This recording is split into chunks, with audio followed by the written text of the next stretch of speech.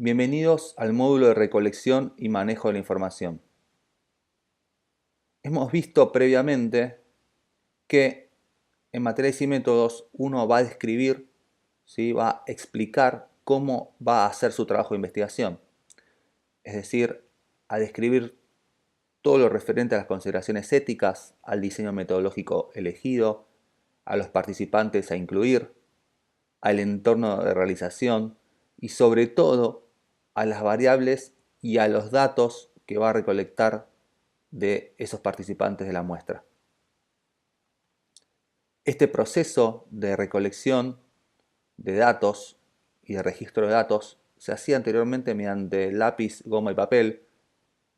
Actualmente y mediante la globalización se ha informatizado todo este proceso, lo que permite una facilidad en el acceso a los datos, como también al resguardo de los datos o sea, los datos están más protegidos, hay menos riesgo de pérdida de datos y también a un espacio de almacenamiento, se podría decir, infinito. Y todo este proceso es muy importante, ya que como vamos a ver más adelante, a mayor cantidad de datos, mayores van a ser los potenciales problemas. Pero, ¿qué es un dato? ¿Qué es un dato estadístico? Un dato estadístico son las observaciones que recolectamos, registramos de una muestra, es decir, es cada uno de esos valores observados de una variable. Y esto es muy importante, ¿por qué? Porque podemos tener el mejor análisis estadístico, pero si no tenemos una buena obtención y un buen manejo de los datos, es decir, si hay errores en el registro de los datos y en el manejo de los mismos, por más que tenga un buen análisis estadístico, los resultados y las conclusiones van a ser espurias. Y con respecto al manejo incorrecto o a la obtención incorrecta y registro incorrecto de los datos, contamos con tres posibles escenarios: el de datos faltantes, el de datos erróneos y las inconsistencias. El primero, el de datos faltantes, es simplemente la ausencia de datos en la planilla. El problema de esto es que cuando el analista de los datos, que no estuvo involucrado en el trabajo de investigación, recibe ese casillero ausente, desconoce si fue un error del data entry de volcar o se olvidó de volcar ese dato o si realmente es un dato faltante. Por lo tanto, se sugiere que en las planillas, ¿sí? No existan valores sin datos. Es decir, hay que codificar todos los casilleros. Mi sugerencia es asignarle un valor irreal, un valor numérico irreal. Yo acostumbro a utilizar 5 nueves para los datos perdidos. ¿Sí? Por ejemplo, 99999. Entonces, cuando yo leo un 99999, ya interpreto que es un dato que no está presente y que no se puede conseguir. Es un dato perdido. El segundo escenario es el de datos erróneos. ¿Qué implica esto? Simplemente es el error a veces en el registro del dato en la planilla original o en el volcado del dato a la planilla de análisis. Por ejemplo, vemos acá en la variable edad que el sujeto 1 figura con 98 años. Ese es un error seguramente de tipeo, ya que la muestra no superaba los 30 años. Otro ejemplo de un dato erróneo es el de Gómez Luciano, el sujeto 6, que figura con F de femenino.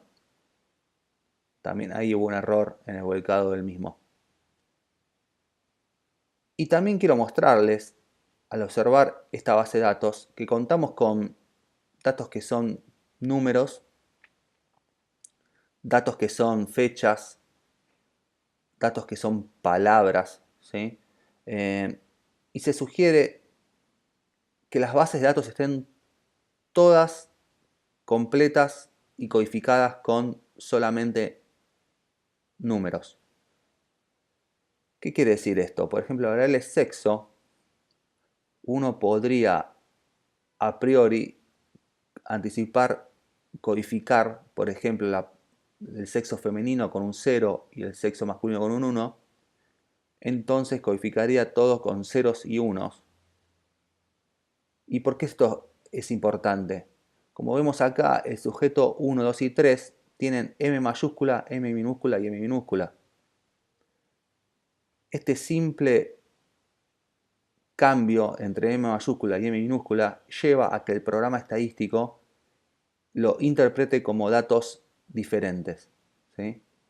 Por eso es importante el uso de codificaciones numéricas en el volcado de los datos, de los datos originales a la base de datos. Otro ejemplo es nivel de actividad física, donde tenemos baja, moderada y alta. Uno podría a priori codificarlas en 0, 1 y 2, respectivamente. El tercer y último escenario son las inconsistencias, que la verdad son las más difíciles de detectar. Por ejemplo, acá vemos en este ejemplo una inconsistencia con respecto al sexo masculino. Vemos acá que en la variable sexo tenemos 100 sujetos masculinos, pero cuando analizamos la disquinesia escapular en hombres sobre presencia o ausencia de la disquinesia en hombres, vemos que el total de la muestra de esa variable es 90.